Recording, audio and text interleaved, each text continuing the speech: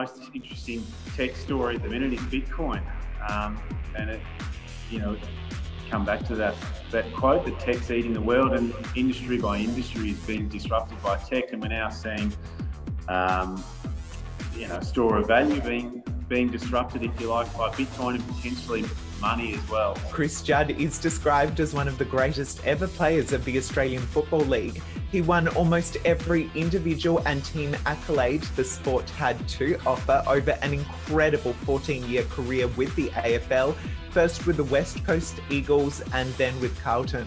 Since retiring from the game, Chris has been building quite the reputation as an investor and hosts the popular online investing shows Talk Your Book and Masters of the Market. Joining me to discuss his investing insights and lessons from expert investors is Chris Judd.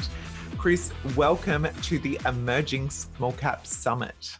Thanks, Lelda. Thanks for thinking on me. Looking forward to having a chat. Most people probably know you from your AFL career, given that you're widely recognised as one of the sport's greatest players. How and when did you get into investing, and which of your AFL-related skills do you see as having the most crossover in the investment world? Well, good question. I think psychology plays such an enormous part in professional sport and investing. And so I think that's probably been the most transferable skill. But outside of that, certainly the physical attributes don't carry much utility when it comes to the investing landscape. And yeah, it's been a really interesting transition. I finished footy in my early 30s. I've been investing privately in listed equities for my entire adult life at that stage. But up until the age of about 28, in a fairly unsophisticated manner, I've been buying blue chip stocks that, in hindsight, I had no edge on the people I was buying or selling shares to. And when I was a 28-year-old, I met chairman of a Perth stockbroking firm, and we became great friends, and he really became a really important mentor for my investing journey. So that was while I was still playing footy. Post-football, I had a couple of years as an analyst in a venture capital fund. And sort of had the realisation then that VC investing is really hard. It's binary, and I don't think you get rewarded in terms of valuation for the lack of liquidity. So since then, I've been full-time private investor and really focusing on listed equities, and particularly those that are under research by the major research houses and funds. Now, Chris, since being an investor, you've also launched your own online show, speaking to some of Australia's brightest investors.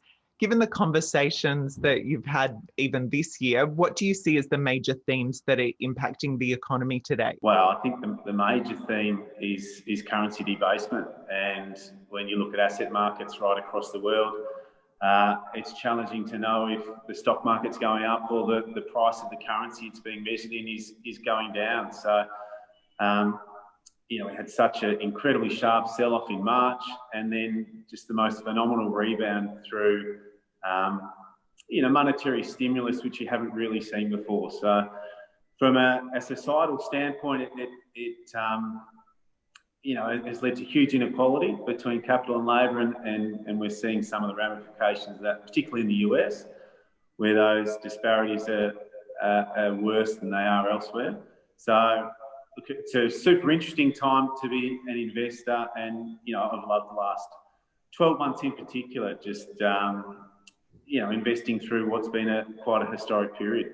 So in this very historic period, which asset classes or sectors are you most bullish on?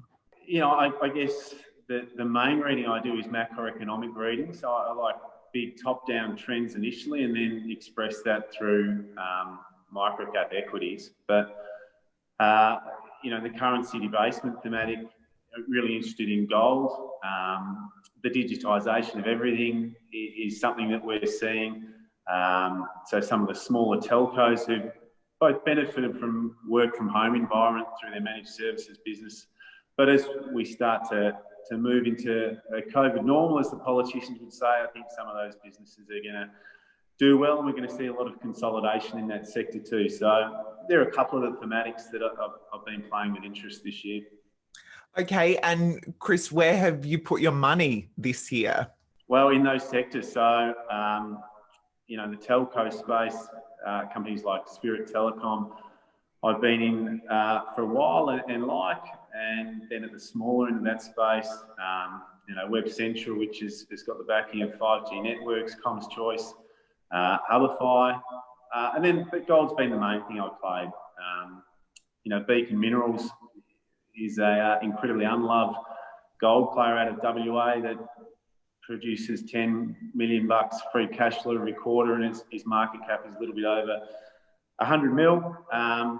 We have a short life of mine of 6 years, but some drilling optionality. So I like that. But some of the larger gold players I was pretty active in March through installment warrants, companies like Regis and Evolution and Saracen.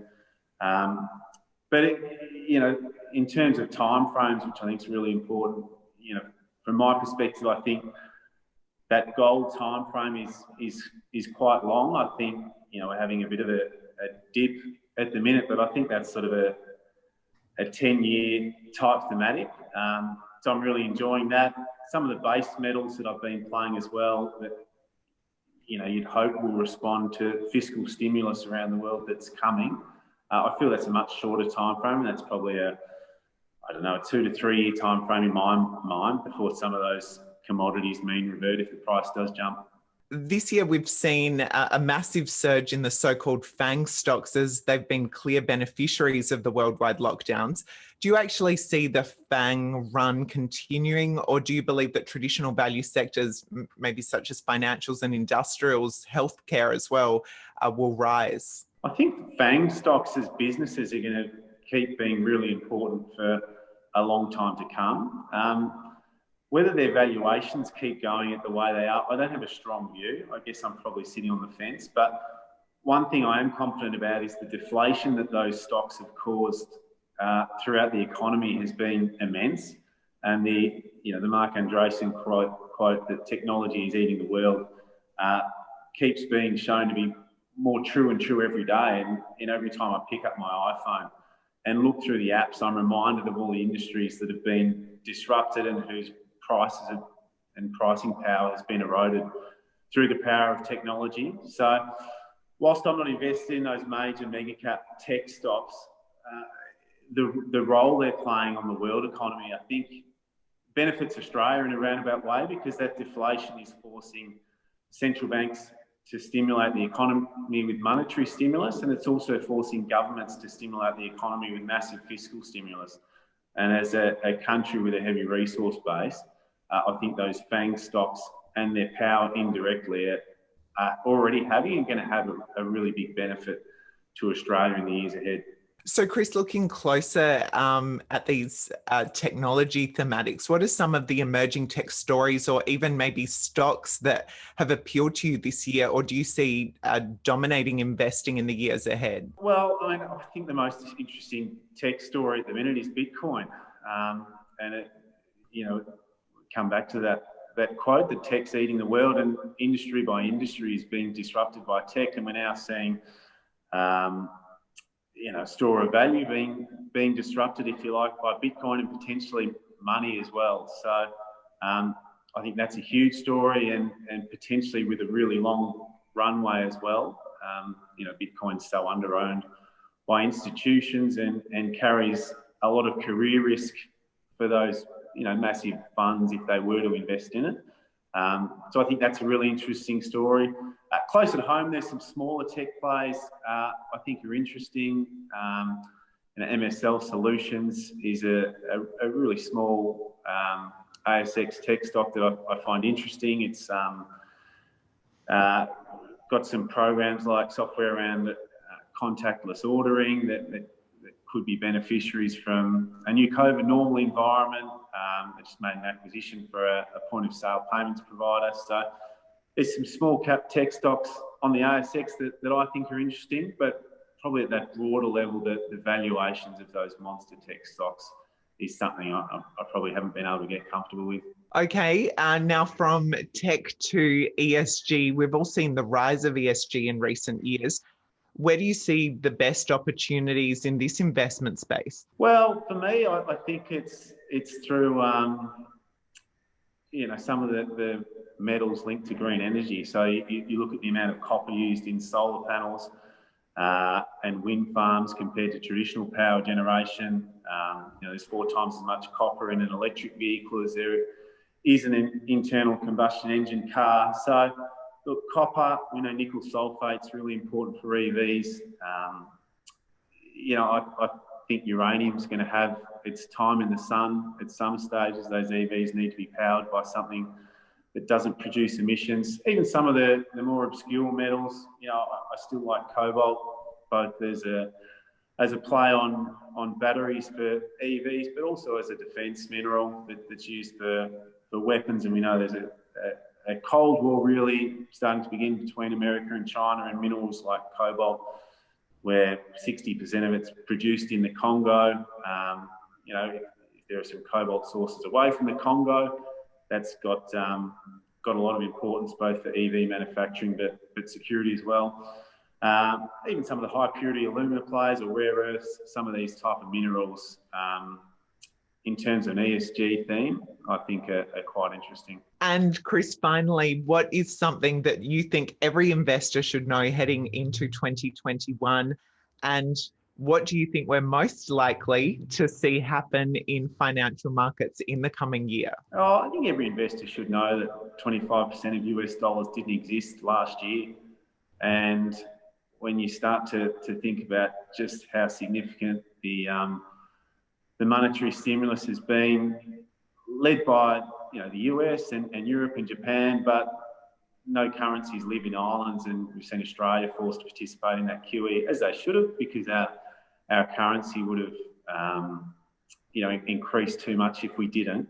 But just for a pretty simple investor like me to see that level of currency debasement and showing really no signs of, well, it may slow down a little bit. I don't think we're going to have quite as big a scare as we did in March, but there's still a lot of currency debasement to come. So I think that's something that investors should be cognizant of.